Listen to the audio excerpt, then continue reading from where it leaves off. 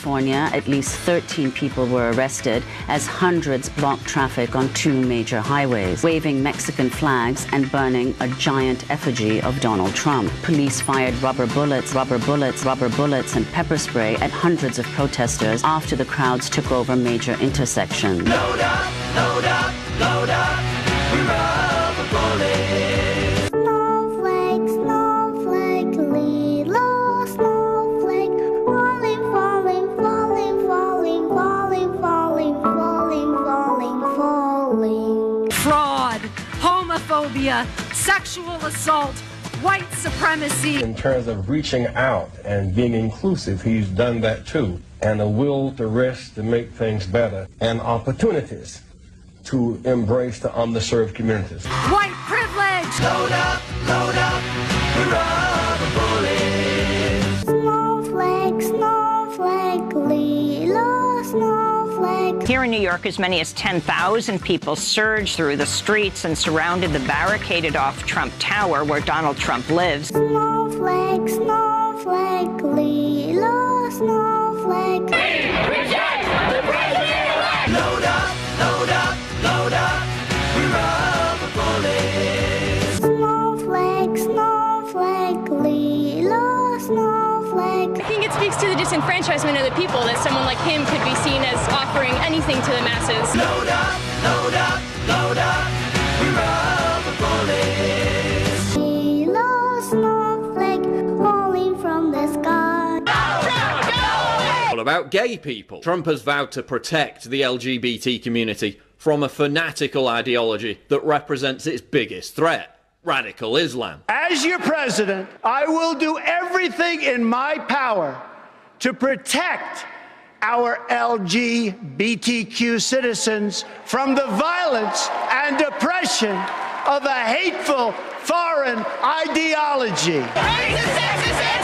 Load up, we're rubber bullets. Snowflake, snowflake, little snowflake, falling, falling, falling, falling, falling, falling, falling, falling, falling. He is a racist. Under Obama, more black people are living below the poverty line. The number of African Americans on food stamps has increased 58% under Obama. On every leading economic issue, on the major economic issues, black Americans have lost ground in every one of those leading categories. So for the last 10 years, it's not been good for black folks. Is this how the left helps black communities? By making them poorer and more dependent on government. Race relations are at their worst in decades. 8 years of Obama has been devastating for the black community. He is a sexist. He is a neo-Nazi. Well, we don't understand why you called in the National Guard. Falling on my nose. Not my president. He is a lying ass. Snowflake, snowflake, little snowflake, Fake ass. little snowflake falling from the sky. Dumb ass son of a bitch. Load up, we're rubber bullets. Snowflake, snowflake, little snowflake falling, falling, falling, falling, falling, falling, falling, falling, falling. That's not my president. That's not my president. Load up, we're rubber bullets. Falling in my hand. Thank you for taking America back 60 years of progress. Falling on my head. You just voted in a Nazi fascist. Falling on my nose. Falling in my hand.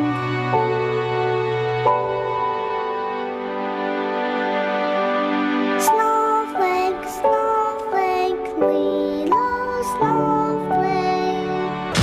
What you gonna do about it? What you gonna do?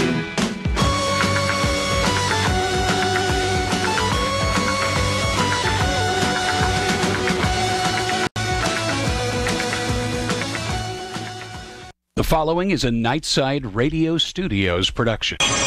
From the wind-powered Nightside Radio Studios, tear down this wall. This is the J.J. McCartney Show. It's this man. It's the compassion. It's the dignity. It's the wisdom. It's the horse sense of the guy. Did you know that 65% of the people murdered in the last 10 years were killed by handguns? Would it make you feel any better, little girl, if they was pushed out of windows? The American people have seen the truth, and they can see through your lies. There's coming a day when publications such as yours turn into nothing more than flea market advertising. They'll be handing it out for free in grocery store parking lots under everybody's windshield wiper. Yeah, that's the future for the Washington Post and the New York Times and every other liberal publication in this country. We are not going to tolerate your bull anymore. None of it. The American people are fed up. I thought we made that clear on November 8th, but apparently you people in the media just don't get it. A new chapter in American history begins now. It is my high honor and distinct privilege to introduce to you the President-elect of the United States of America. Donald Trump is the person to make America great again. We are a team. They said it couldn't be done. Together, we will lead our party back to the White House. He said it must be done.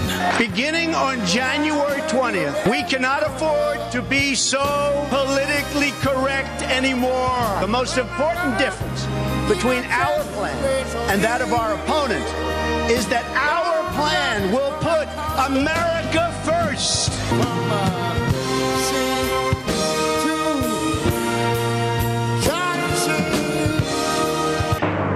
Here's J.J. McCartney. All right, thank you, Marcus, and welcome to the Monday show. Hello, everybody. I am J.J. McCartney. It's good to have you with us today on RedStateTalkRadio.com. And for those of you listening at JJMcCartney.com, good to have you, too. Also want to give a shout-out to those watching via YouTube. Remember, we are live every weekday from 3 to 5 p.m. Eastern Time. The Monday Rundown will give you all the news that you need to know and all the stuff the mainstream, lamestream, fake news is avoiding at all costs. It's all coming up. Well, hello there. I hope you had a good weekend. I assume that everybody has survived the winter. I mean, seriously, the tough winter weather out east. I know for a fact many people out there were, without power for a while, and it got cold. I mean, really cold. But you know what? It's only temporary. It's only temporary, unless you listen to Al Gore, in which case, well, if you're listening to Al Gore right now, chances are that you've already pulled the knobs off the radio and you've been chewing on them. Yeah. Like a toddler. That's right. The mental toddlers out there that fall subject to the machinations of the left. That's a serious problem. It is. America has a mental health problem, and it's called liberalism. We'll talk about that later. Also, ladies and gentlemen, here, a scintillating story. Just show you the copy of it here. We're going to bring this to you likely in hour number 2, but you do not want to miss it. It is about one individual that is responsible for saving America from its most serious constitutional crisis since the Civil War. Nothing short of that. We'll tell you all about this brilliant individual and the things that he did to save America from a fate worse than many people could imagine. Now, first of all, though, a couple of things I wanted to mention right off the bat. Now, phone lines are open, and I want to get your feedback today, ladies and gentlemen, because NBC, the network is now pushing the idea that America's next president is going to be Oprah Winfrey. Yep, you heard me correctly. NBC is going all in with Oprah. NBC has, well, essentially they have alienated anybody in this country that is conservative, Christian, and has an open mind when it comes to politics in general. And you look at Oprah Winfrey. Oprah Winfrey is a carbon copy of Barack Obama. Make no mistake about it. Oprah Winfrey is about aborting babies. Oprah Winfrey is about demonizing white people. Oprah Winfrey is about dividing America and defining who the victims are and who the heartless oppressors are. Oprah Winfrey is pure evil. And we've got some pictures of Oprah Winfrey that I think you deserve to see. So I'll show them to you. Only a couple. I don't want to get too wrapped up in this. But I got a couple of pictures to show you of Queen Oprah. Okay, here's one. Is this really who you want in the White House? See her there. She is consulting with her psychic goddesses and gods that live within the tiny recesses of her brain. Okay? That is what you want in the White House, NBC? Now, the other picture I'm going to show you is a little more embellished, but it still makes a great point. This is what you want in the White House, NBC? Take a look at that, folks. Is that really what you want in the White House? I am pretty sure. I think the horns are actually there, but they have special cameras that block them out. Look at that. Yeah. And my guess is she just drank a big glass of goat's milk, or goat blood, I should say. Ladies and gentlemen, the left wing, and again, mark my words, the other networks are going to jump on board with this too. Because what they're trying to do is they're trying to create something that they think is going to be a phenomenon. They're trying to aim at 2020. Because if their evil plan to have Donald Trump impeached fails, then then they'll really pull all the stops out, and they'll try and nominate somebody like Oprah Winfrey, because they think that Oprah will appeal to the every woman out there the same way that Donald Trump appealed to the every man out there. But there's a big difference. And the difference is this. Donald Trump's presidency is not failing. Donald Trump has already revitalized this economy in a way that Barack Obama couldn't do in 8 years, George Bush couldn't do it in 8 years, Bill Clinton couldn't do it in 8 years. Donald Trump has generated more wealth in America since his election than any president in American history. Pretty impressive stuff. It's funny how they pointed at Donald Trump and claimed that he was incompetent, that he was a political novice, and he didn't understand how things worked in Washington. Instead, he has taken Washington to school. And he has taught everybody there that there is a way that works, and that that's exactly what he is doing. It's working because Donald Trump refused to compromise on the big stuff. He refused to compromise on the big stuff. Ladies and gentlemen, Steve Bannon. You've probably heard his name a lot lately. Steve Bannon, of course, was Donald Trump's chief advisor for a time. And Bannon was a controversial, fiery figure in the Trump administration. Well, he was let go by Donald Trump months ago. And now in a moment that I can only describe as a temper tantrum, he gave an interview to the author of this new book. The author's name is Wolff, that's Wolff, and the book has already been completely discredited. It is a work of fiction, nothing more.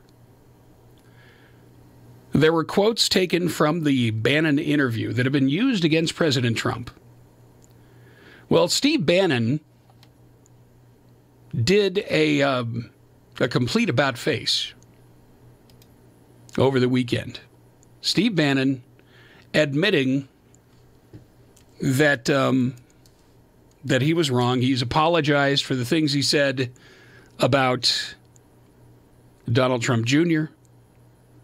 He says that Donald Trump Jr. is a patriot, a good guy, and that the Trump family is good people and they're doing a good job, and that they've turned America around. So Steve Bannon has turned an about-face, apologized for his words, his mean-spirited words. And here's the thing. Before Donald Trump and Steve Bannon were enemies, they were allies. And not long before that, Bannon was part of an effort to sink Trump's presidential hopes, even if Trump didn't know it. This, according to CNN Politics. A conservative watchdog group was led by Bannon. It tried to discredit Trump in the early stages of the 2016 Republican presidential primaries by shopping a document alleging that Trump had ties to mobsters, according to conservative sources and a copy of the document reviewed by CNN. Now, excuse me, but I've learned to question everything CNN ever did or does. Look, Mom, no credibility. It's CNN. It's CNN, ladies and gentlemen. It is CNN. You cannot trust CNN. Make no mistake about it. So Steve Bannon has turned around and said, I was wrong. I'm sorry. It was just a mistake. Meanwhile, understanding that Senator Orrin Hatch of Utah is stepping down and will not seek re-election, all the speculation has turned to whether Mitt Romney will run for that seat in Utah. Well, here's something that perhaps should enter into people's thinking. Mitt Romney was successfully treated for prostate cancer last year. Mitt Romney, who was considering a Senate run from Utah, was treated last summer for prostate cancer. Romney, 70 years old, was treated over the summer for prostate cancer. According to an aide, he was treated surgically by the Dr. Thomas Arling at UC Irvine Hospital in California. Prognosis, good. He was successfully treated, whatever that means. Fox News also confirmed the diagnosis and treatment. Prostate cancer affects 1 in 7 men. That, according to the Prostate Cancer Foundation. And many men, possibly a majority of those over 70, have some form of it.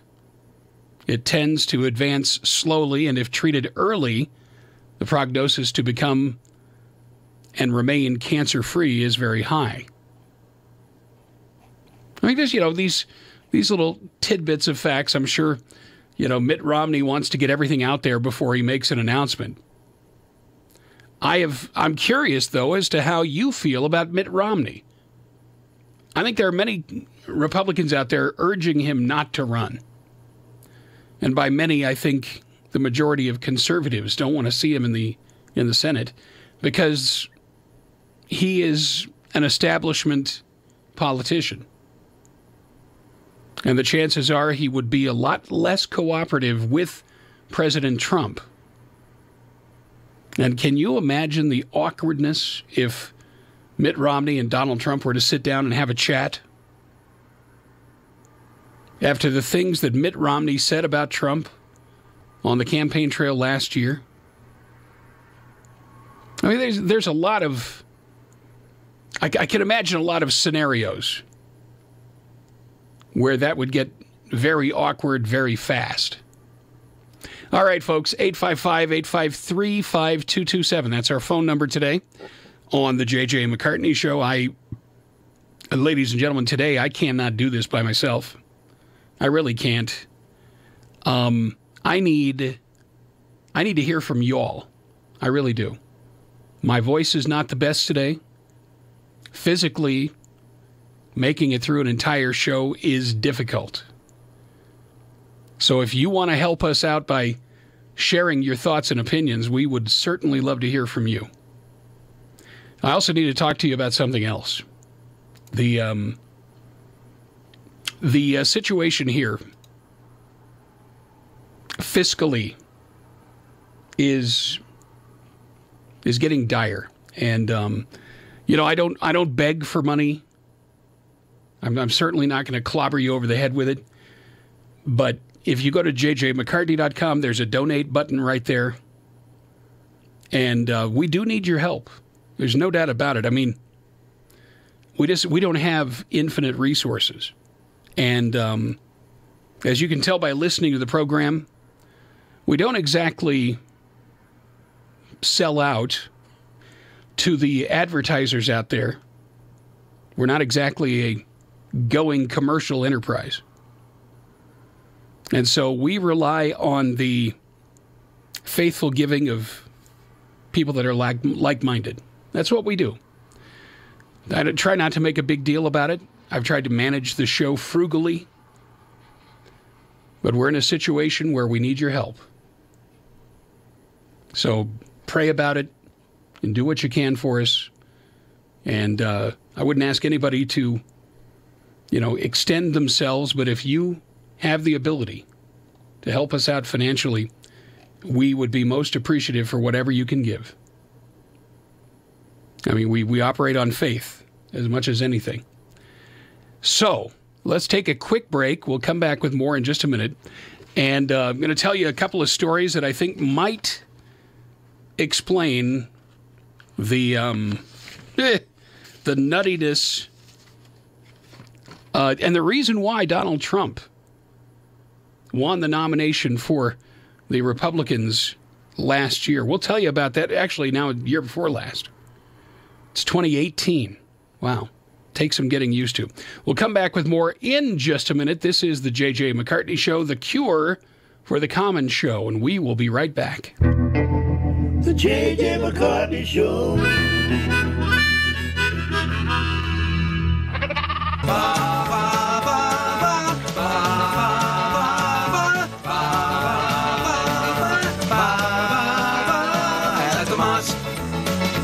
Well, there's a rocket place I know where all the radicals can go. It's called the mosque, where the mullah's gonna tell you all to kill the infidels at the mosque.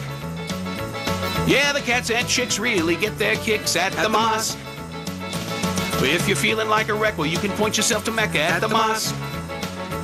If you're lonely as hell, you can join a sleeper cell at the mosque. Yeah, the mullahs are the maddest and the body odor's baddest at the mosque.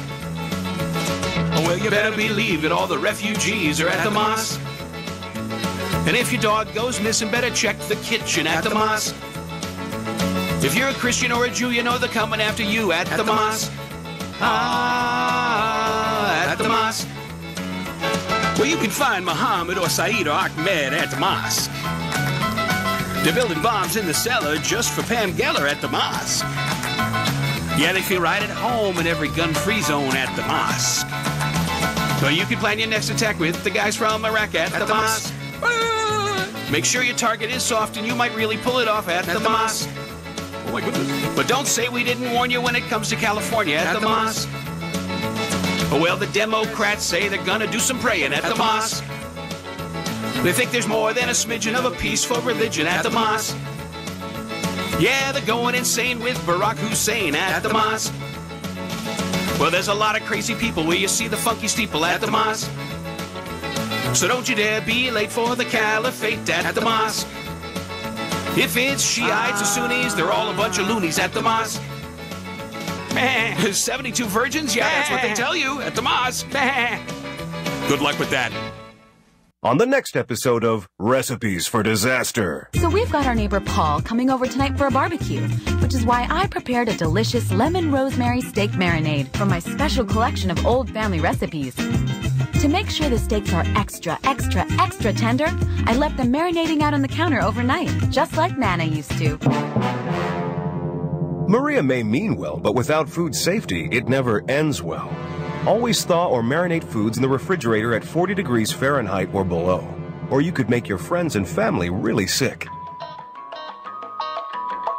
Maria's neighbor Paul didn't think twice about the steak he ate until he was presenting his company's financial forecast to the board. That's when a sudden bout of food poisoning made it explicitly clear that profits weren't the only thing on the rise. Watch Recipes for Disaster at foodsafety.gov. You'll learn the right steps as Maria does everything wrong. Brought to you by the USDA, HHS, and the Ad Council. From ocean to ocean, from coast to coast, the J.J. McCartney Show covers America. Music is a bridge between the material and the spiritual. My name is Harvey Lauer, and I'm 82. As a blind person, you have to be aware that nobody can tell you what you can or can't do. You really have to try things. My folks got me a little radio in 1940, and that was the best Christmas present I ever got. When I was 11 years old is when I started to play music, play the piano, and then the accordion, and then the cello. My wife, who was also blind, was a good cook. When she died, that's when I started Meals on Wheels. America, let's do lunch. 1 in 6 seniors faces the threat of hunger, and millions more live in isolation. Drop off a hot meal and say a quick hello. Volunteer for Meals on Wheels by donating your lunch break at americaletsdolunch.org. This message brought to you by Meals on Wheels America and the Ad Council. All right, we're back on the J.J. McCartney Show. And, folks, I got to tell you, I have been an eBay user for 19 years. 19 years I have used eBay. And when we decided to install a new studio console here in the Nightside Radio Studios, that left me with a couple of old studio consoles to sell. And, I have sold many things on eBay over the years. But it's been a while since I've sold stuff on eBay, so I listed these consoles on eBay. And what I have found is that eBay has been infested with a lot of fake users and deadbeats. I wish it wasn't so, but right now I have a console that is listed for sale on eBay. It's an Audio Arts Wheatstone console. It's a broadcast console. And I got several bids on it, but the individuals bidding had very strange behaviors. I mean, they'd make a really lowball offer. I would counter with a counter offer, which, this is how you negotiate on eBay. But their behavior was just really bizarre. Now, last week I sold the first of these consoles on eBay. However, the individual that made the agreement to purchase has not been heard from since the day they made their offer, and has not paid for the item, has not responded to any of my communiques. And that's what I would refer to as a deadbeat eBay users, probably a phony account. And now I'm sitting here watching as this auction comes down to the last 10 minutes. And I honestly don't know what to expect. It used to be that eBay was a place where good people could do business, and it was all pretty straightforward.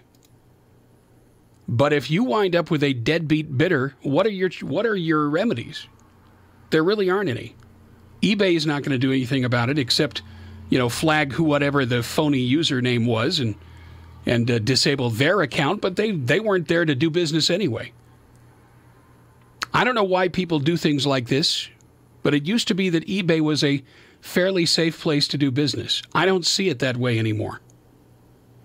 I do not see it that way anymore. And I'm sorry to say that. I'm trying my best to maintain my faith in humanity. But I'm also trying to pay my bills. And I think I'm going to have to go to a different venue to sell my stuff. And I really don't understand why it is that eBay is not a little more aggressive in rooting out phony users. Especially, these are great deals to be had on these items. I've brought the prices down as much as I can, offered free shipping and all these other things. And instead of getting, results, all it has done has been, it's been now several weeks of beating my head against the wall. I'm trying to give somebody an honest bargain. But eBay has become a wasteland. Am I the only one that has noticed this? You folks out there, tell me, please. I'd love to hear from you with regard to eBay and what your experience has been, because surely I'm not the only one that's noticed this. I can't be the only one that's noticed this. There must be others out there that have made similar observations. Based on what I have seen, I'm baffled. I really am. I'm baffled by the fact that, first of all, there are so many shady operators now. I really honestly believe, if there are honest people out there, I don't know where they are.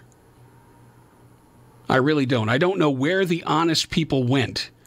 But it seems as though eBay now is just flooded with deadbeat users that have nothing better to do with their time than to muck around with people that are legitimate sellers. And it's nothing but a waste of time. It really is. Am I the only one that's noticed this? 855-853-5227. I'd like to hear from you. I'd like to hear your experiences. Because, it's a tough economy to try and make a buck today. It really is. It's tough, and it gets tougher every day. But there's something very inorganic about some of the offers I've seen, and the usernames are weird. In the case last week of the one that agreed to buy the other console, they had zero feedback, and they had just signed up for eBay that day. I didn't notice that when I agreed to the deal because I was in a hurry. It was in the middle of the show, as a matter of fact. But I'm wondering where the honest people are today. I really am. It's disappointing to me. I thought humanity was better than this. I guess I was being naive. A bit on the naive side. Okay, folks, 855-853-5227, the telephone number. And next we're going to talk about somebody who I think is maybe just a little bit out of touch. A bit touched. I am talking about none other than New Jersey Governor Chris Christie. New Jersey Governor Chris Christie has had a revelation. At least he thinks he has. New Jersey Governor Chris Christie believes that he would be president today if Donald Trump had never entered the 2016 race. Are you listening, America? Chris Christie believes he would be president today if Donald Trump had not run for president. He says, It's incredibly frustrating to think to yourself, wow, if this guy were not in the race, we'd win this thing. Christie said in an interview with NJ.com, published yesterday. He says, and I absolutely believe if Trump had not gotten into the race, I think we would have won. Christie is nearing the end of his time in the governor's office, with his second term set to expire January 16th. Democrat Phil Murphy, who was elected in November, will assume the governorship on that date. The brash-talking governor was considering a strong potential candidate for president in 2012 in the midst of his popular first term in New Jersey. Despite receiving encouragement from the likes of Nancy Reagan, Henry Kissinger, and the Koch brothers, Christie decided not to run in 2012. He was later on Mitt Romney's short list of vice presidential running mates, but Romney chose Paul Ryan instead. Oops. So, now what? Chris Christie actually believes he would be president right now if Donald Trump had not run? What do you think? 855-853-5227. The resulting, let's see, Christie's crusade to re-election in 2013 with 60% of the vote, he cruised. But then, when his second term had barely begun, Christie's deputy chief of staff and two Christie appointees were found to have colluded to create a massive traffic jam by closing lanes at the George Washington Bridge. This was believed to have been done to punish the mayor of Fort Lee, New Jersey, for not supporting Christie's 2013 re-election. The resulting Bridgegate scandal damaged Christie's reputation and effectively knocked him from his perch as the favored GOP candidate for president in 2016. In his interview with NJ.com, Christie lamented how Bridgegate altered his political future by casting a dark cloud of suspicion over his head. What Bridgegate did was deprive me of the benefit of the doubt. That's all, he said. That's a big thing, but that's not, he says, that's what did it. So now he actually believes if Trump had not entered the race in 2016, that he would have been elected president. Does that sound a bit diluted to you? It seems a bit diluted to me. 855-853-5227. Could you imagine any scenario where you would have voted for Chris Christie for president? I mean, obviously, if he was running against Hillary Clinton, I think I would have to vote for Chris Christie. But do you think that he would have resonated with the voters the way that Trump did? I mean, it's a valid question. What do you think? Do you think he's going to go get a radio or TV job now? And if so, I mean, I don't know. What do his political fortunes look like now? I think that he's pretty much done. I think he's done with politics. I think politics is done with him. And so we'll see what happens. We shall see what happens. Meanwhile, we're in the last minute of our sale on eBay. I'm just waiting for one person to come along, click that Buy It Now button, and get free shipping. That's what I'm waiting for. But right now, there's no takers. And it amazes me. It really does. Because if I was in the market, I sure would buy this one. I would. If I had the money, I would buy this one.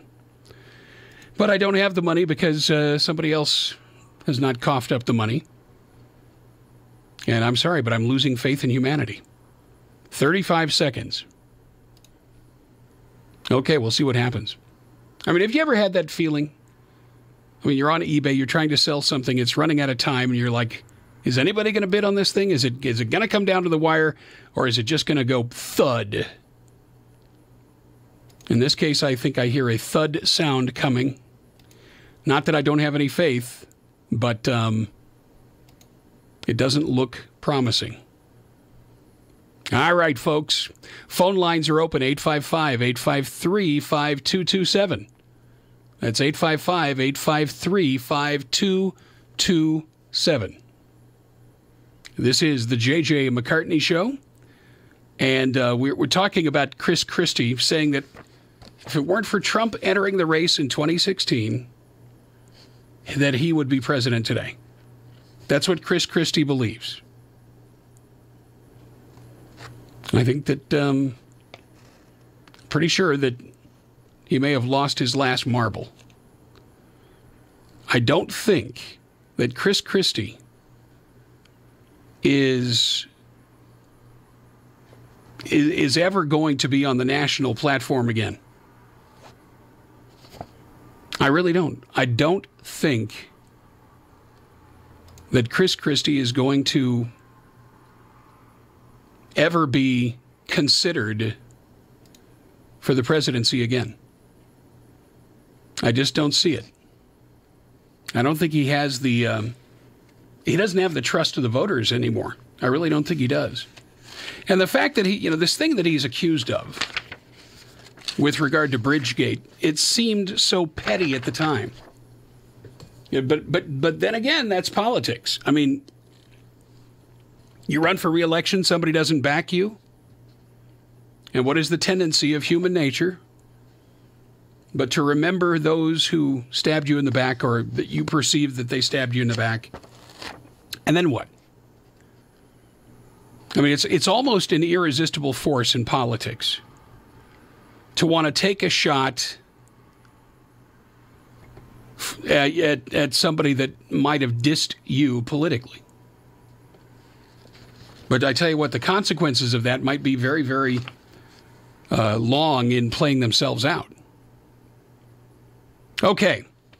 Next on the docket, ladies and gentlemen, the state of California, the sanctuary state of California. Okay, let's go to Arizona first and say hello. You're on the J.J. McCartney Show. How you doing? Hello, caller. Are you with me? Mm-hmm. Well, let me push the button. I guess that would help. Can you hear me now? Can you hear me now? I can. It's amazing. All right. How are you doing, JJ? Doing all right. Doing all right. How are you? I'm doing about the same. Yeah. Yep. I'm getting ready for my trip next week for Alabama, so I'm going to go watch my daughter graduate. Oh, cool. Wait, now is she graduating from where? From Virginia College. Oh, congratulations. Yes, that's good. I'm so proud of her. I understand the feeling. A couple of years ago, we actually 2.5 years ago, we watched our daughter graduate in Colorado, and it was a great feeling. And she looked relieved as well. It's like it's finally over. Yes, yeah, exactly. Yeah, my daughter's really excited. I mean, she went in for medical assistant and phlebotomy, so she's got her certificate in both of those. Oh wow! And you can make a real good living even starting out as a phlebotomist. Somebody that takes blood, and obviously there's more to it than that. But the idea is, anywhere you go, there are people that are really good, they have the perfect touch, and then there are people that you go and you feel like your arm has been put in a grinder by the time you're done. Yeah, exactly. Yeah.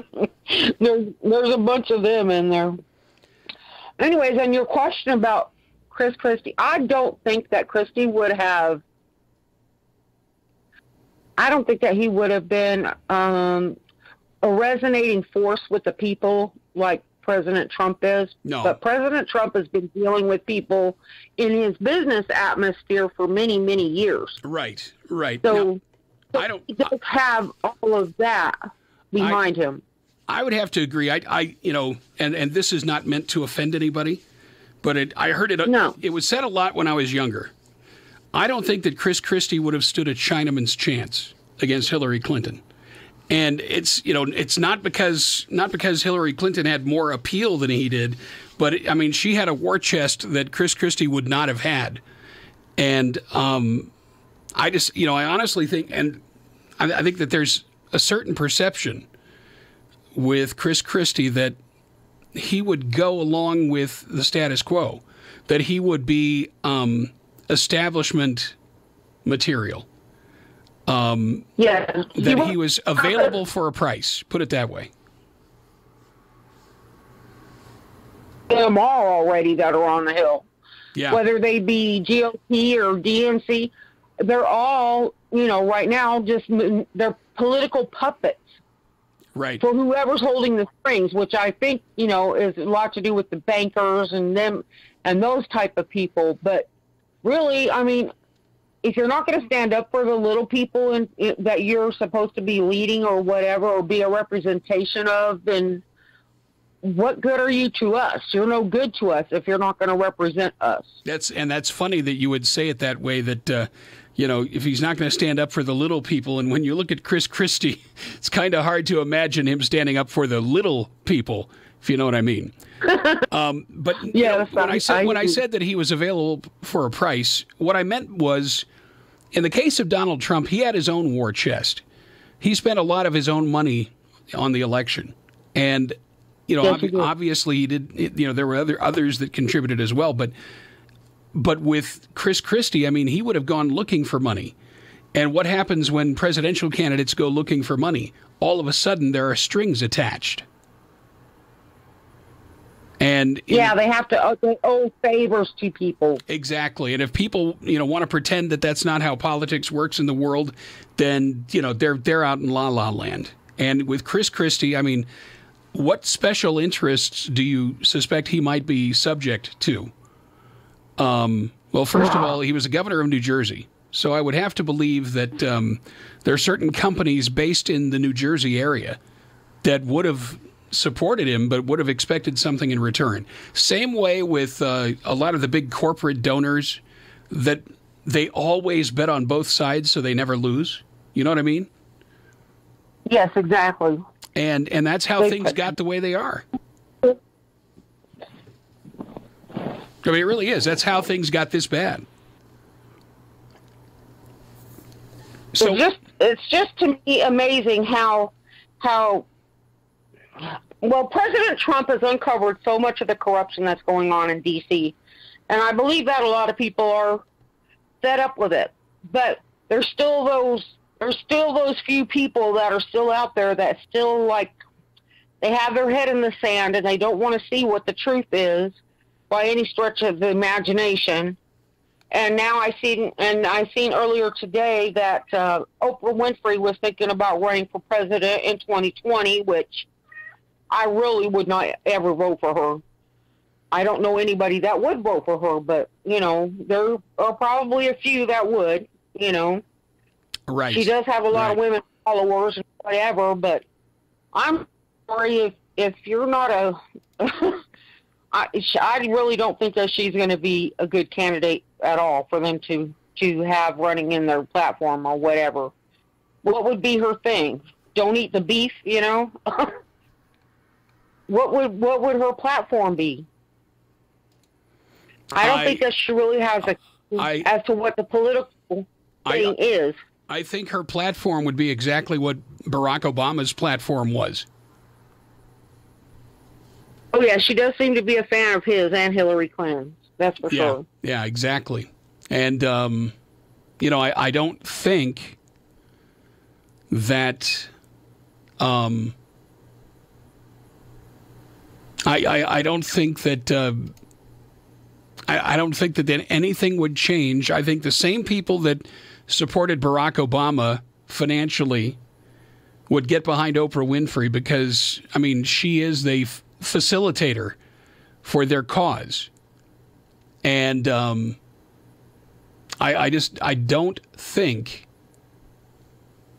that, the American people, especially after 4 years of Donald Trump, if things continue the way they are with the Trump administration and the great job they're doing, financially, the country is so much better off than it was a year ago. Around the world, we are perceived differently now than we were a year ago. We got out of the Trans-Pacific Partnership, which was a very good thing that we got out of it. We also got out of the Paris Accord, which was a very good thing that we got out of it. Trump has opened up the coal business again. He has been very cooperative in getting drilling fired up again in U.S. waters. He has gotten regulation out of the way of industry. He has successfully pushed through this tax cut that is going to, create, hundreds of thousands of new jobs, simply because business is now, it's a friendlier place to do business now in the United States than it was for many, many years beforehand, because the liberal politicians had decided that they were going to punish corporations for being successful. Nothing makes less sense to me than that. Yeah, exactly. Nothing else makes sense to me either after all this stuff. And also, I really do think that it's an important time that at least our students that are still in school are required to learn the Constitution and learn the laws that are in the Constitution, because they pertain to every single citizen. Every single one of us that's a citizen here should know what our Constitution is and what our Bill of Rights is. Yes. What are all of our, so that they cannot take away our rights like they have been doing. We've been allowing them to take away our rights because they've been giving this thing about, well, it's for our own good, our own security. And that's basically a lie. It's basically for them to get control over us and to make sure that we can't defend ourselves against them. And what we really need to do, and I think that this needed to be the top priority, and it was with the Trump administration, was to restrict the flow of unvetted, unscreened, so-called refugees from these terrorist hotbeds around the world. And I think, all things being equal, I think we should declare a moratorium on Muslim refugees from these nations, absolute moratorium. And as a matter of fact, if it comes down to it, let's go ahead and make that a global moratorium on refugees coming to America. If they're not willing to fight for their freedom at home, then what do you suppose they're willing to do for America? If they're not even loyal enough to their own country that they're willing to fight to be free, then what do you suppose they'll do in America? It's not like they're going to contribute to society. They have nothing to contribute. Well, and if you look at it, most of them aren't contributing anything anyway. They're just doing a bunch of protests. Yep.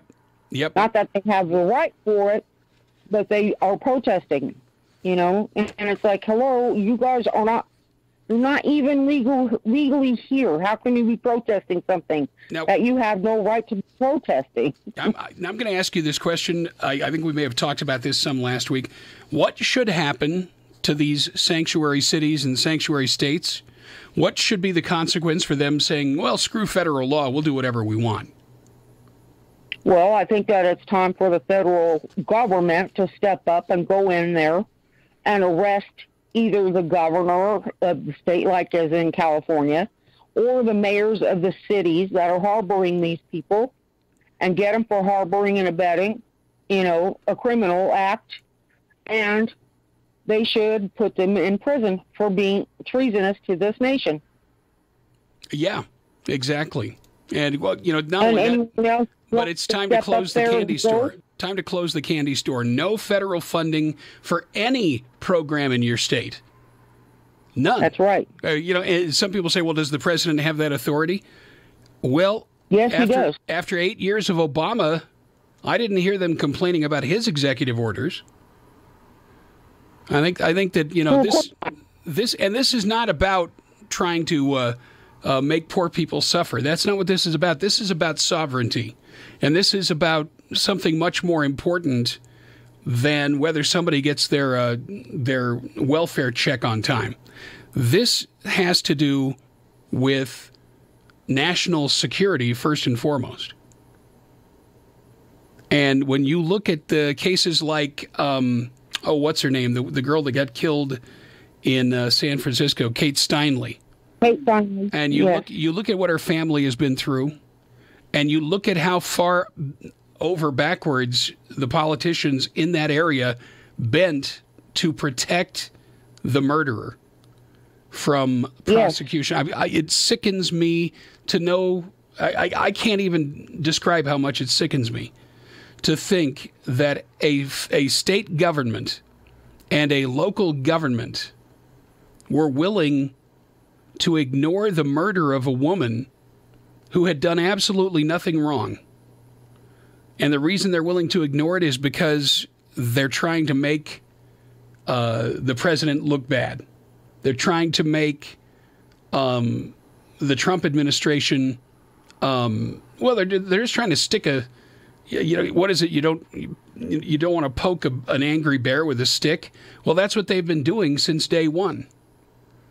And, if California insists on electing somebody that is as completely insane as Jerry Brown, then they should have to live with the full consequence of it. Yes, and the situation that's going on in Chicago and other places, it's out of control. It's ridiculous that they don't want to take care of us and protect their own people, but they're willing to go and protect these people that aren't even supposed to be here. It should not be that way. Any of them politicians that we get up into office to be they should represent us, not everybody else. We're not here to be representing other people, especially foreign entities that are against us. And that's another thing too that really bothers me, especially when Obama was in the presidency. I was like reading into, what in the heck is our deal with the Constitution, that we are supposed to protect this country from all enemies, both foreign and domestic. That means those who are here in America and American citizens, which may be going against our constitutional laws. It also goes against any foreigners who are maybe in our nation and are going against our Constitution and the constitutional laws. Foreign and domestic, it means both ways, and either way, we're supposed to be defending our country, and we're not doing that. Why are we defending people that aren't even citizens? Yeah, and giving them, extending to them legal protections and rights that we as citizens would never be afforded. They're getting afforded more rights than we are. It's completely upside down, and it really does turn my stomach to see what they've chosen to do. In light of the fact that we have had so many terror attacks on American soil, as well as around the world, it seems like the only sane and rational thing to do at this point is to declare a moratorium on refugees entering the country. And let's just make it a blanket moratorium. Say, I'm sorry, nobody gets in, not until we can put in place effective techniques to assure that we're not letting any troublemakers in the country. And, I'm sorry, but, well, what if you're throwing away the good with the bad? Well, that's a chance we're just going to have to take. And, we are at a point now where it's about our national survival that we have to do this. Susan, thank you so much for the call, my dear. Have a wonderful day, and best of luck on your trip. You as well, JJ. Thank you. Take care. All right, folks, we're at the top of the hour. Take a break. When we come back next hour, I'll share with you the entire story about a man that saved America from a constitutional crisis. That's coming up next. Stay with us. Are these the first volleys in America's next civil war? He's not a tough guy. He's a bully and he's a bitch. He's a punk. He's a dog. He's a pig. And he can suck my He's a con, a bullshit artist, a mutt. I'll meet him in a hotel room any other day of the week and give him a Louisville Slugger. I'd like to punch him in the face. Kiss my mother. Which side of the aisle is really spewing hateful rhetoric? Pointing what appears to be a water gun at the image of President Donald Trump projected on a whiteboard, art teacher Pale Modi has now been seen by countless viewers. Yes, I have thought an awful lot about blowing up the White House. Weekdays from noon to 3 p.m. Eastern Time, The J.J. McCartney Show, exposing the truth, exposing the lies, exposing the deep state. It's an actor dressed to look just like President Donald Trump as he's assassinated on stage. How much longer can America survive this kind of hatred? Video depicting comedian Kathy Griffin holding the bloody, decapitated head of President Trump are no joking matter for the Secret Service. The rhetoric that has inspired the violence has come from the mainstream of the Democratic Party. They're involved in the coup, an active attempt to start a bloody civil war. I want people to imagine an FBI director that has the stones to investigate the deep state. Imagine a justice system that has the integrity to prosecute corrupt government officials. They have refused to apply the 14th Amendment and give conservatives equal protection under the law. What we've seen here has been the gradual takeover of the government by corporatism, by globalism. They have wrested control of our government away from the citizenry and put it in the hands of a few special interests. And these special interests are as evil as the day is long.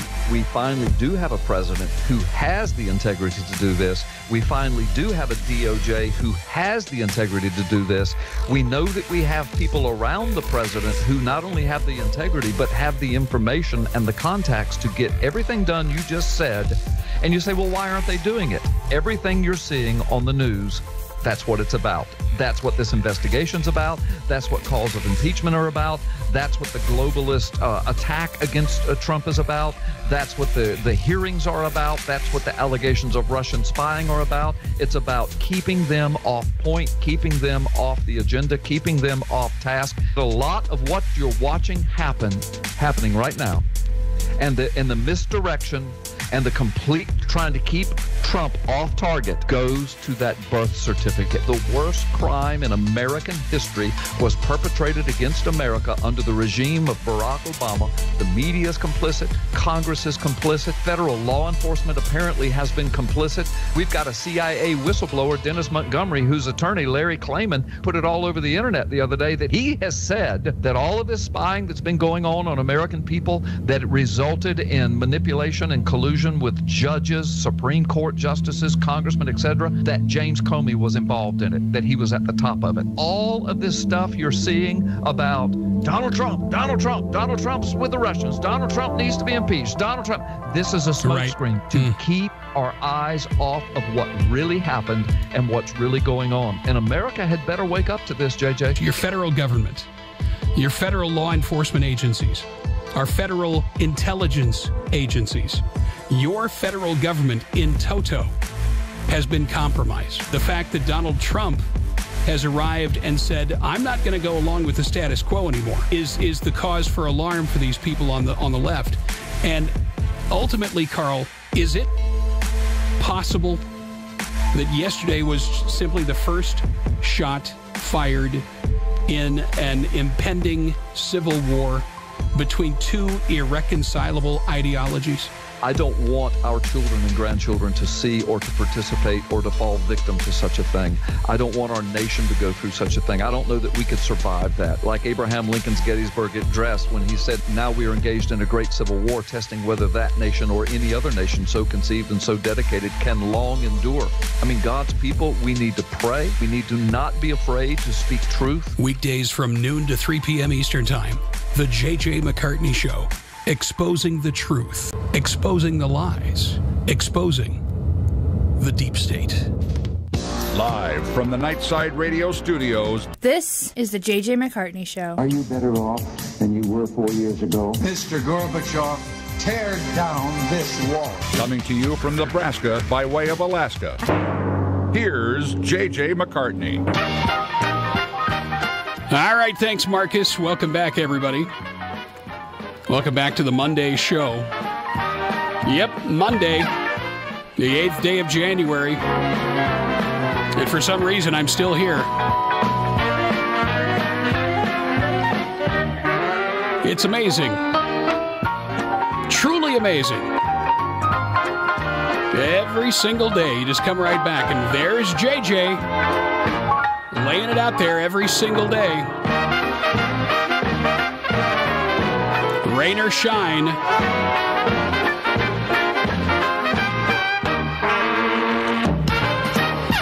And yep, ladies and gentlemen, I am living proof that no good deed goes unpunished.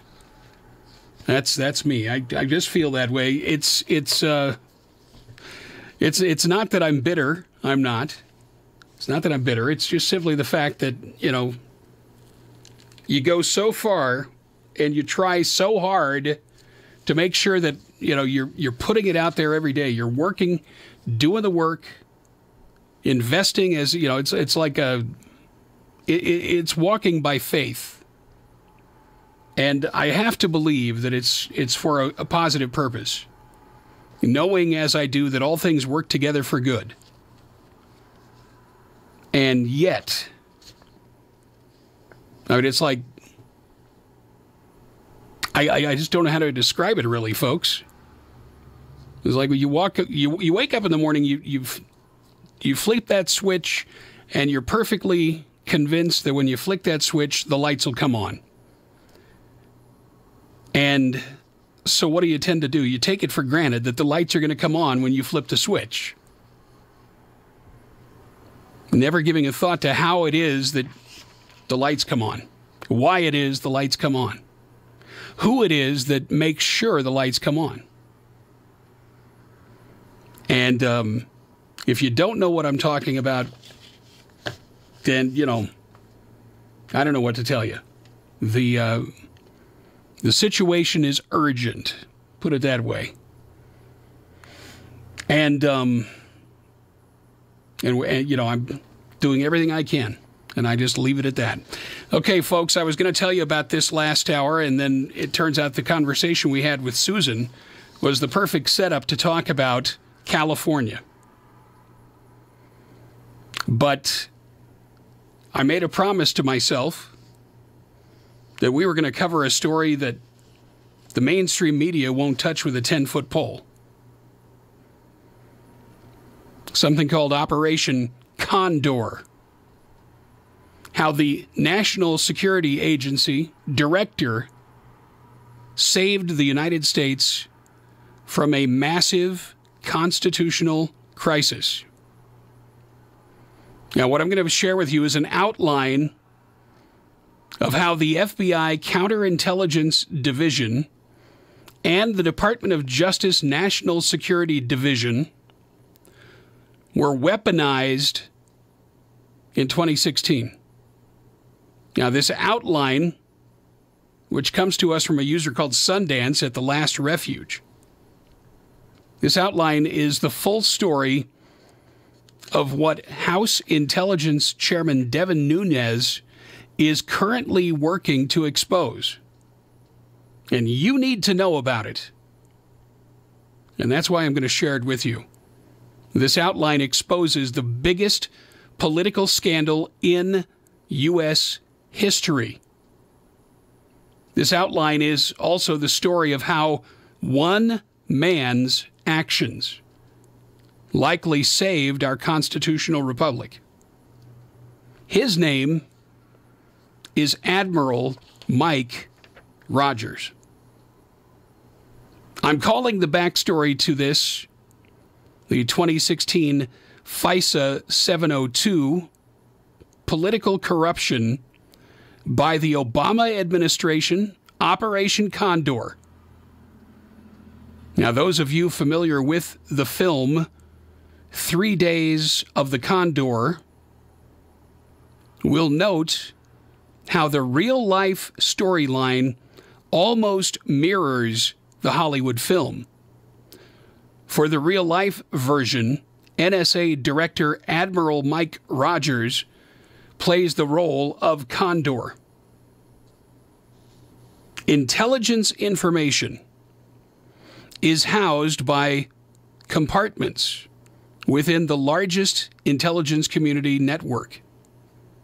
Each intelligence unit holds intelligence unique to that compartment and task. The FBI Counterintelligence Unit would hold the intelligence information specific to their task or assignment. The Department of Justice National Security Division would hold their own compartmented intelligence, again, specific to their task and objectives. So too would the Department of Justice, DOD, Pentagon, State Department, or CIA.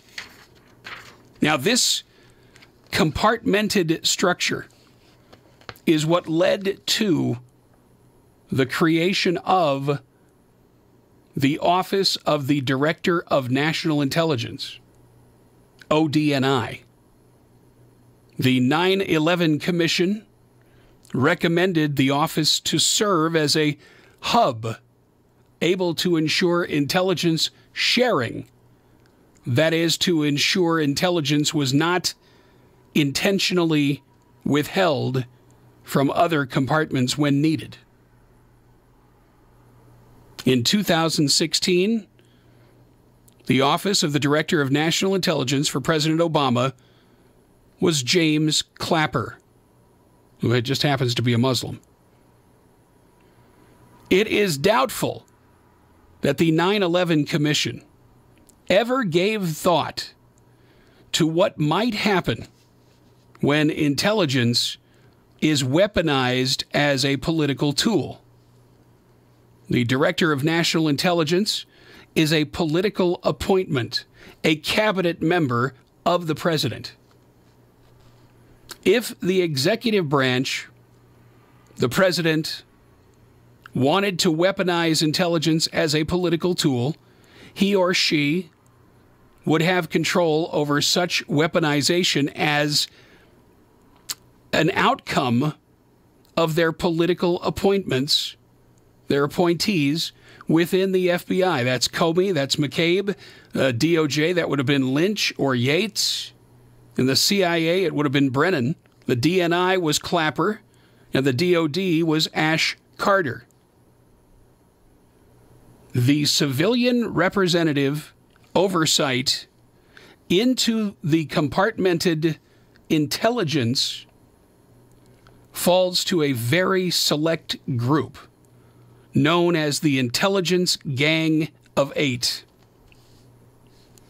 4 Democrats and 4 Republicans, 4 minority party and 4 majority party political leaders, for a total of 8. 4 from the House and 4 from the Senate. Now, the Gang of 8 can, if they choose, interact with the intelligence product with the same level of security clearance as the compartment being reviewed. Only these 8 members can interview, or rather interact with, the intelligence product in this way. Now, this ensures their ability to conduct oversight. It is critical to understand the difference between the House Intelligence Committee, the Senate Intelligence Committee, and the Gang of 8. Only 2 members from the House Intelligence Committee, the chair and the minority, and 2 members of the Senate Intelligence Committee, the chair and the vice chair, are participants. The other 4 are Speaker of the House, Minority Leader, Leader of the Senate, and Minority Leader of the Senate. The latter 4 are not part of any other Intelligence Committee. On March 20th, 2017, congressional testimony, James Comey was asked why the FBI director did not inform congressional oversight about the counterintelligence operation that began in July of 2016. FBI Director Comey said he did not tell congressional oversight he was investigating presidential candidate Donald Trump because the director of counterintelligence suggested he not do so. Very important detail. I cannot emphasize this enough. Very important detail. Again, notice how Comey doesn't use FBI counterintelligence director Bill Priestap. He doesn't use his name, but refers to his position and title. Again, watch the first 3 minutes of the Comey testimony. It is very telling. FBI Director James Comey was caught entirely off guard by the first 3 minutes of that questioning. He simply didn't anticipate it. Oversight protocol requires the FBI director to tell the Congressional Intelligence Gang of 8 of any counterintelligence operations. The Gang of 8 has oversight into these operations at the highest level of classification. In July 2016, the time the operation began, oversight was the responsibility of the Gang of 8. Obviously, based on what we have learned since March 2017 and what has surfaced recently, we can all see why the FBI would want to keep it hidden that they were running counterintelligence operations against a presidential candidate. After all, as FBI agent Peter Strzok said in his text messages, it was an insurance policy. So, I mean, we could stop here and have enough to arrest some of these operatives. But we won't. We're going to go forward here. FBI Director at the time, James Comey, told Congress on March 20th, 2017, the reason he didn't inform the Gang of 8, the Statutory Oversight Committee, was because Bill Priestap, the Director of Counterintelligence, recommended he didn't do it. The originating intelligence agency. In these examples, the DOJ National Security Division and or FBI Counterintelligence Division holds the proprietary intelligence they create in their SCIF. They may also receive intelligence products created for them. They will also host in their unique SCIF. Thus, intelligence is compartmentalized. In 2015, Sally Yates blocked any Inspector General oversight of the DOJ National Security Division. The Office of Inspector General, Michael Horowitz, requested oversight over the DOJ National Security Division, and it was Sally Yates who responded with a lengthy 58-page legal explanation saying, essentially, nope, not allowed. All of the DOJ is subject to oversight, except the NSD. The White House, the executive branch, is also a host of intelligence information, and consequently, the White House has their own SCIF which holds intelligence products they would create, very little, or intelligence products created for them, the vast majority. An example of a product created for the executive branch would be the President's daily briefing. The President's daily briefing as a whole would only exist in the White House SCIF. Parts of the President's daily briefing would be hosted by the originating participant, that is the NSA, FBI, DOJ, DOD, CIA, State Department, etc. But only the White House would have the fully assembled product. After all, it's assembled for the President. So, putting the oversight structure together with the compartmentalized intelligence, the security, you will note that only a few people would traditionally have access to the full presidential daily briefing. However, under President Obama, the President's daily brief went to almost everyone at the top levels in his administration. Now, regarding the President's daily brief, here's a quote. But while through most of its history, the document has been marked for the President's eyes only, the presidential daily briefing has never gone to the President alone. The most restricted dissemination was in the early 1970s, when the book went only to President Richard Nixon and Henry Kissinger, who was dual-hatted as National Security Advisor and Secretary of State.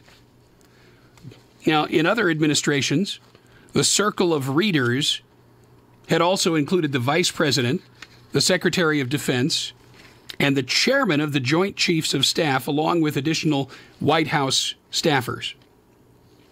Now, by 2013, Barack Obama's presidential daily briefing was making its way to more than 30 recipients, including the President's top strategic communications aide and speechwriter and Deputy Secretary of National Security Departments.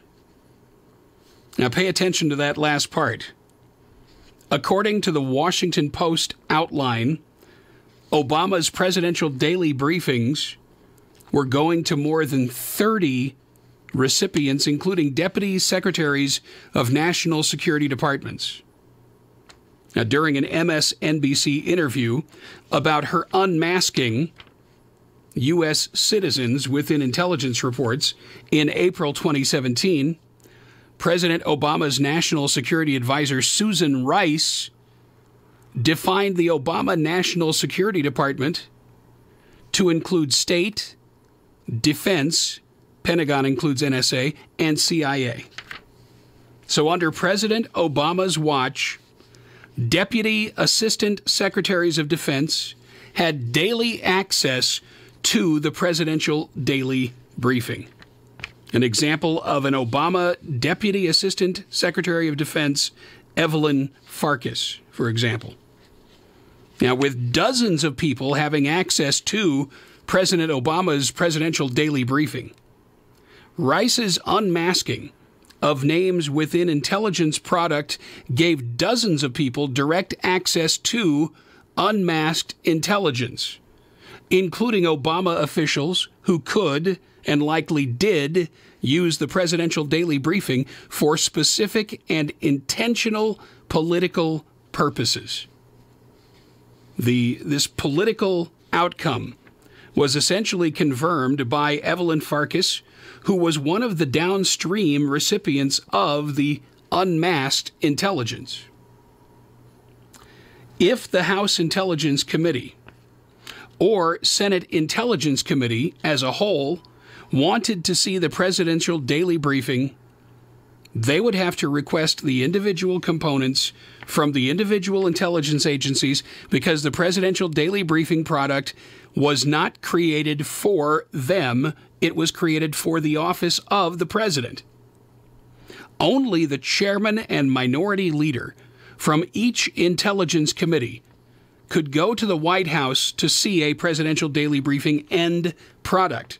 Remember, they alone are 4 of the Gang of 8. And this is why Devin Nunes, who is a Gang of 8 member, has to request the intelligence from each department, the NSA, the DOJ, the FBI, etc., in order to share it with the Oversight Committee.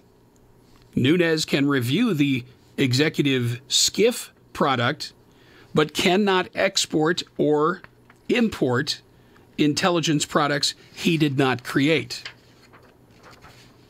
So the congressional SCIF would then hold the compartmentalized information after delivery for the committee members to review under very tight controls.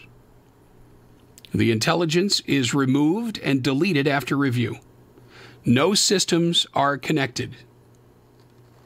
Our research indicates that in February and March of 2017, Chairman Devin Nunes, a Gang of 8 member, reviewed intelligence reports, most likely presidential daily briefings, that were assembled exclusively for the office of the former president. That is why he went to the Eisenhower Executive Office building, the information facility, to review. The intelligence product would be delivered to that SCIF system for his review, most likely by the ODNI, the Director of National Intelligence. That's Mike Rogers from the NSA. It would be removed from the SCIF system after Nunes' review. No systems are connected. It is important to note here that President Trump nominated Senator Dan Coats as Director of National Intelligence on January 5th, 2017. However, Democrats held up that nomination until March 16th, 2017. It is not coincidental that immediately following DNI Dan Coats' ability to provide that information, Chairman Devin Nunes first reported his concerns. After Devin Nunes reviewed the information March 22, 2017, Nunes stated the intelligence product he reviewed was not related to Russia or the FBI Russia counterintelligence investigation. House Intelligence Committee Chairman Devin Nunes then held a brief press conference and stated he has been provided intelligence reports brought to him by unnamed sources that include significant information about President-elect Trump and his transition team. Number one, on numerous occasions, according to Nunes, the Obama intelligence community incidentally collected information about U.S. citizens involved in the Trump transition. Number two, Nunes said, details about U.S. persons associated with the incoming administration, details with little or no apparent foreign intelligence value, were widely disseminated in intelligence community reporting. Thirdly, he said, I have confirmed that additional names of Trump transition members were unmasked. Fourthly, and finally, he said, I want to be clear, none of this surveillance was related to Russia or the investigation of Russian activities. The House Intelligence Committee will thoroughly investigate surveillance and its subsequent dissemination to determine a few things here that I want to read off. Number one, who was aware of it? Number two, why it was not disclosed to Congress? Number three, who requested and authorized the additional unmasking? Fourthly, whether anyone directed the intelligence community to focus on Trump associates. And fifthly, whether any laws, regulations, or procedures were violated. Nunes finished by saying, I have asked the directors of the FBI, the National Security Agency, and the CIA to expeditiously comply with my March 15th letter that you all reviewed a couple of weeks ago, and to provide full account of these surveillance activities. Again, this is why the intelligence reports seem likely to have been political opposition research that was part of Obama's presidential daily briefing, unless it was a separate intelligence product apart from the presidential daily briefing, which was created for the office of the president. I view the latter as highly doubtful because it would be too risky for the president to be asking for specific standalone intelligence against political adversaries, i.e. candidate Donald Trump. So all of the dots are connected.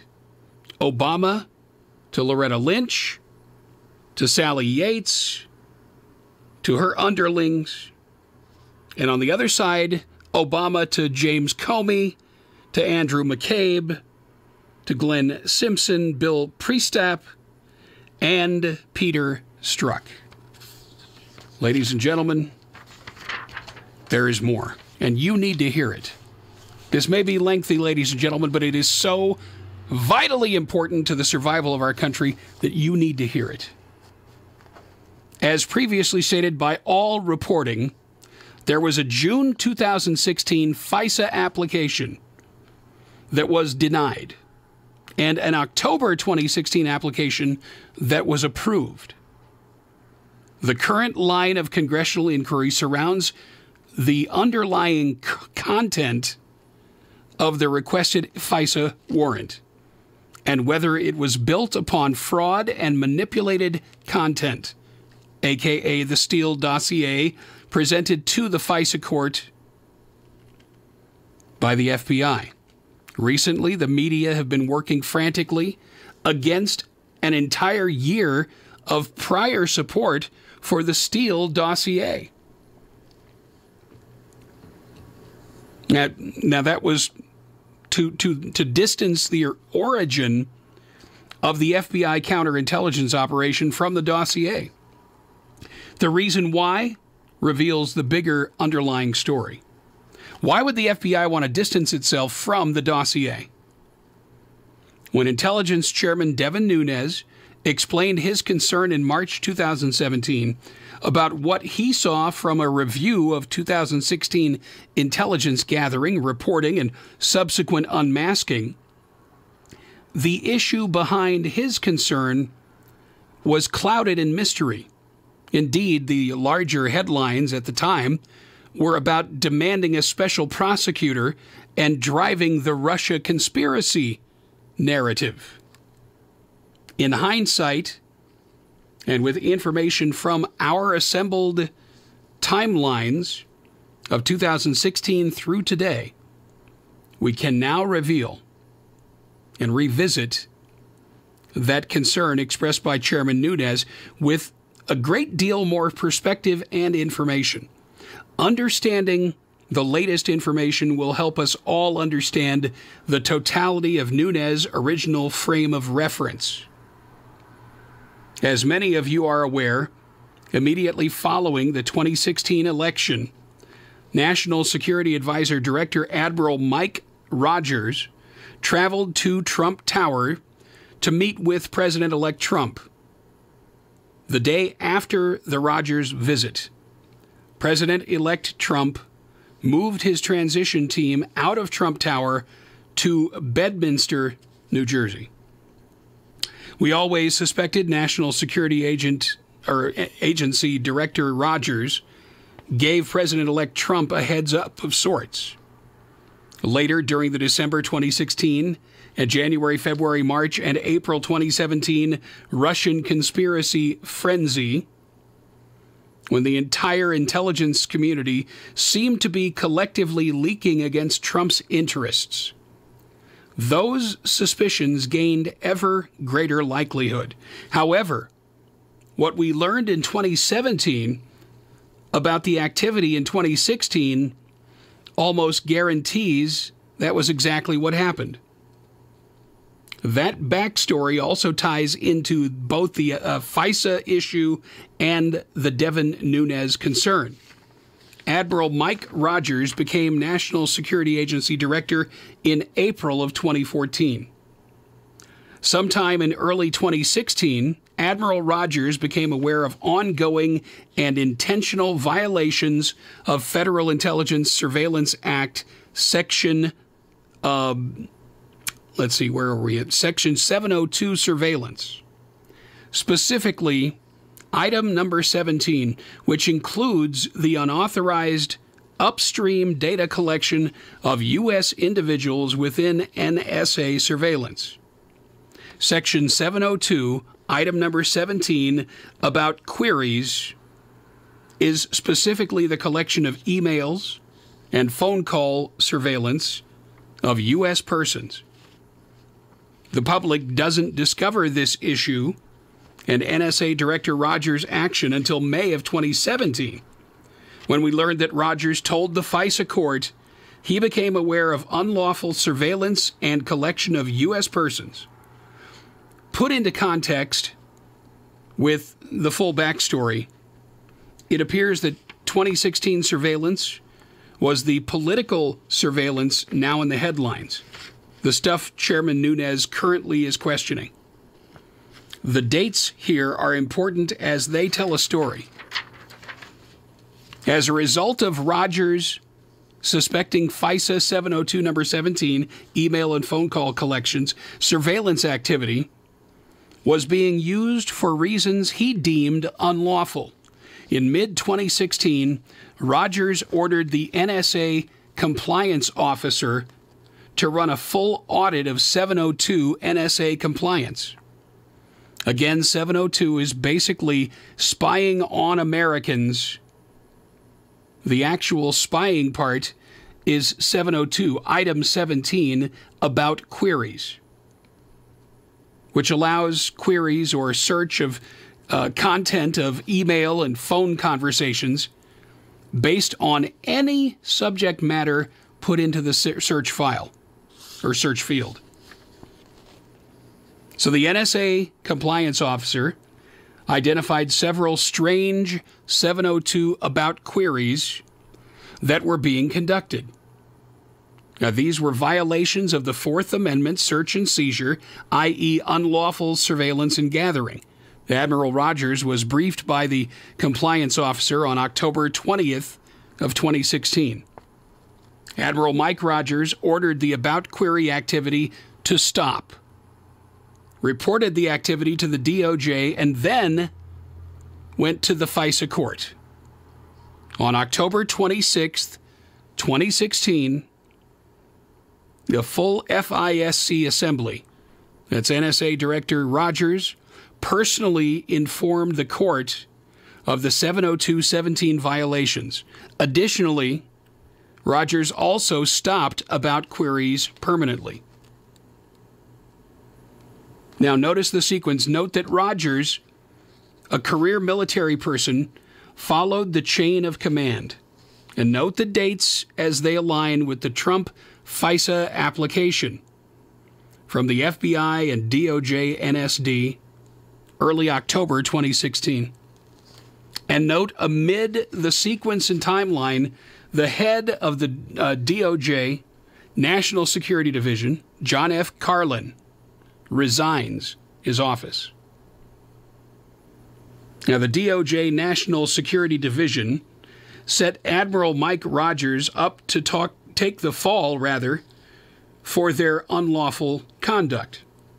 They preempted Rogers by filing notification with the FISA court on the 26th of September of 2016.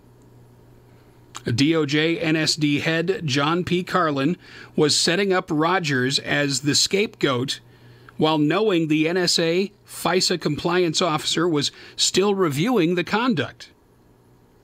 Carlin wouldn't notify the court unless he was trying to cover something up.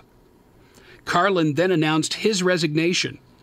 The NSA compliance officer did not brief Admiral Rogers until the 20th of October, 2016. Admiral Rogers notified the FISC on the 26th of October, 2016.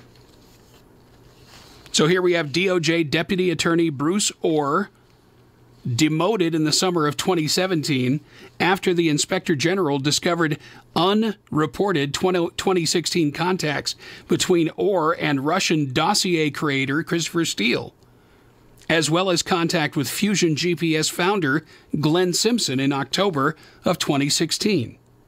Also in October 2016, the DOJ lawyers formatted the FBI information, the Steele dossier, for the Trump FISA application. The head of the NSD, Assistant Attorney General John P. Carlin, left his job. It would have specifically been John Carlin's responsibility to ensure a valid legal basis for the FISA application submitted to the Foreign Intelligence Surveillance Court. In October 2016, the National Security Agency compliance officer completes a review and briefs Rogers of the FISA 17 violations email collection and phone surveillance. Rogers informs the FISA court. And now look at this. October 2016. Friday, November 18th, 2016. It's the date of this report. The Washington Post reported on a recommendation in October that Mike Rogers be removed from his NSA position. The head of the Pentagon and the national intelligence community have recommended to President Obama that the director of the National Security Agency, Admiral Michael Rogers, be removed. The recommendation, delivered to the White House last month, was made by Defense Secretary Ashton Carter and Director of National Intelligence James Clapper, according to several U.S. officials familiar with the matter. In a move apparently unprecedented for military officers, Rogers, without notifying superiors, traveled to New York to meet with Trump on Thursday at Trump Tower. That caused conversation at senior levels of the administration, according to the officials, who spoke on the condition of anonymity to discuss internal personal matters and personnel matters. Now, remember, in 2015, Sally Yates blocked any inspector general of the oversight of the DOJ National Security Division. The OIG, Michael Horowitz, requested oversight, and it was Sally Yates who responded with a lengthy 58-page legal explanation saying essentially, nope, not allowed. Now, there's a pretty clear picture developing here. Obama's political operatives within the DOJ, the NSD, were using FISA 702.17 surveillance about inquiries that would deliver email and phone communications for people, U.S. people, in the Trump campaign. The NSD unit was working in coordination with the FBI counterintelligence unit, that's Peter Strzok, in an effort to stop the activity. The NSA director, Mike Rogers, initiated a full 702 compliance review. However, before the review was complete, the DOJ NSD had enough information for their unlawful FISA warrant, which worked retroactively to make the prior FBI surveillance, which began in July 2016 per James Comey, lawful. Now, Rogers stopped the process on October 26th, 2016. As a result of his not going along, Rogers became a risk, and Clapper demanded he be fired. Well, 10 days after the election, November 17th, 2016, Admiral Rogers travels to Trump Tower without telling the Office of the Director of National Intelligence, James Clapper. Now, Rogers likely informs President-elect Trump of the prior activities by the FBI and DOJ, including the probability that all of Trump Tower, the email and phone systems, was being collected. On November 17th, 2016, National Security Agency Director Mike Rogers went to see President-elect Trump at Trump Tower, New York. Director Rogers never told his boss, James Clapper.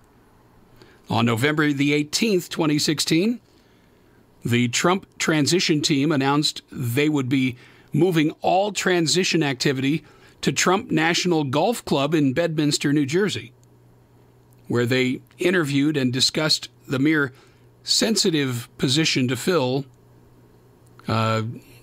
Ladies and gentlemen, I am encouraged by what I'm hearing here, what I'm seeing here, because this changed everything as far as Donald Trump's plan to replace the Defense Secretary, the Secretary of State, the CIA Director, and the Director of National Intelligence. Now, while they were in Trump Tower, they were being surveilled daily. So they moved to Bedminster, New Jersey. President Trump then tweeted, "Is it legal for a sitting president to be wiretapping a race for president prior to an election, turned down by courts earlier, a new low?" Well, it would appear Obama's Director of National Intelligence, James Clapper, is up to his eyeballs in this. Though he denies participating, the FBI counterintelligence unit was monitoring Trump through FISA 702-17 upstream surveillance collected by a DOJ National Security Division that had no oversight. The information the FBI collected and the stuff Fusion GPS was creating via Christopher Steele was used to create the Russian narrative and also to manipulate the FISA courts into giving them FISA warrants. That's what was referred to as the insurance policy by Strzok. Ultimately, the people within all of these intercepts is what Devin Nunes discovered when he looked at the unmasking reports and requests, which were a result of those FISA 702-17 collections on Team Trump. And that's why Devin Nunes was so stunned at what he saw in February and March of 2017. This is why the chairman, Devin Nunes, is currently gathering evidence. The director of National Intelligence and the CIA director, the defense secretary at the time, Ashton Carter, trying to compel President Obama to fire Michael Rogers because Michael Rogers was getting too close to the truth. As a matter of fact, Michael Rogers is not the only one that was getting too close to the ugly truth about what was going on the behalf of Hillary Clinton. And it stands to reason now that central to this entire thing, ladies and gentlemen, is the murder of Seth Rich. The murder of Seth Rich in July of 2016. It is virtually ironclad that Seth Rich was the source of the emails that were leaked to WikiLeaks founder Julian Assange in 2016. And Seth Rich, because of his misgivings and because of his access to information which he shared with Assange, was murdered, shot in the back, later dying at the hospital. And some people say, well, that's just conspiracy theory stuff right there. No, it's not.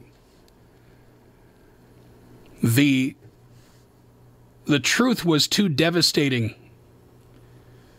to be released at the time by the Clinton camp and the Obama administration. But what we have here, ladies and gentlemen, is the broadest violation of intelligence security in the history of the country. What we have here is a sitting president conspiring with a candidate to undermine the candidacy of the opposition.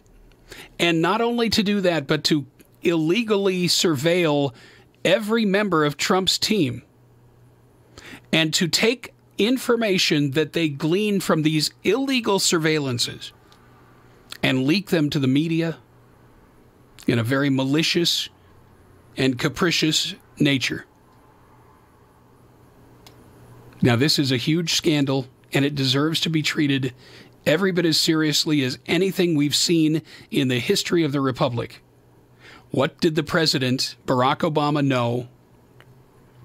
What did Hillary Clinton know? What did James Clapper know? What did Ashton Carter know? When did they know it? And what did they do with this information? We already know the answers to these questions. It's now just a matter of who has the willpower to begin prosecuting these cases. Senator Jeff Sessions was then elevated to become the Attorney General of the United States, overseeing the Justice Department. And I must say that Sessions has been a profound disappointment at the Department of Justice. And the fact that we are still sitting here today talking about what is ironclad evidence of collusion between the Clinton campaign, the Obama White House, and players within the DOJ, players within the Department of Defense, players within the NSA. We have all these clear violations, and yet there has been no consequence yet. And if you believe that justice is blind, then at this point in time, everybody involved, James Comey, James Clapper, Ashton Carter, Barack Obama, Susan Rice, Hillary Clinton, all of these people conspired to try and steal the election from Donald Trump. And you know what the really funny part is? In spite of all the cheating they did, they lost anyway. I don't know about you, but I think that's pretty good stuff. We're going to come back with more in just a minute. I'm going to take a drink, and we'll come back with more on the J.J. McCartney Show for this Monday, the 8th day of January. Be right back. The J.J. McCartney Show. Apple iPhones are great, but they have an annoying feature. They do what you tell them to. You turn the ringer off, for example. You were at a movie, or you were at church. Worst of all, your best friend makes it to Who Wants to Be a Millionaire, and you are his phone-a-friend. Because you weren't answering your stupid phone, instead of winning $200,000, he walks away with a check for $1,000, and instead of a limo ride to the airport, he winds up in a smelly cab. So what solution have we come up with for you? It's the all-new iPhone Enforcer. Yes, when you've missed more than 10 calls in a row, or 30 text messages, or a call from a game show contestant desperate for knowledge, your iEnforcer will knock on your door or interrupt your board meeting to remind you, gently at first, to turn your ringer back on and get back to your family and friends who are so desperately trying to get a hold of you. If you don't immediately turn the ringer on and make contact with your frustrated friends, your iEnforcer gets a little more persuasive. It could be a slap in the face, perhaps quick fist to your shoulder, or a softly tossed football to the head. If you continue to resist, your iEnforcer will keep on turning up the intensity. The new iEnforcer makes a fantastic gift. The new iEnforcer available now at your nearby pawn shop. Hey everybody, J.J. McCartney back here for our good friends at MountainViewOffGridLiving.com. You know, folks, there's one thing that there never seems to be a shortage of in this world, and that is uncertainty, unrest. You know, you never know what's going to happen tomorrow. Natural disasters, economic downturns, whatever it is, you can be prepared by going to Mountain View Off-Grid Living. They have got everything you need, from ProPure gravity-fed water filtration systems to Kimberly stoves to these composting toilets. Ladies and gentlemen, at MountainViewOffGridLiving.com, you can prepare for anything. Food storage, no problem. Advice, no problem.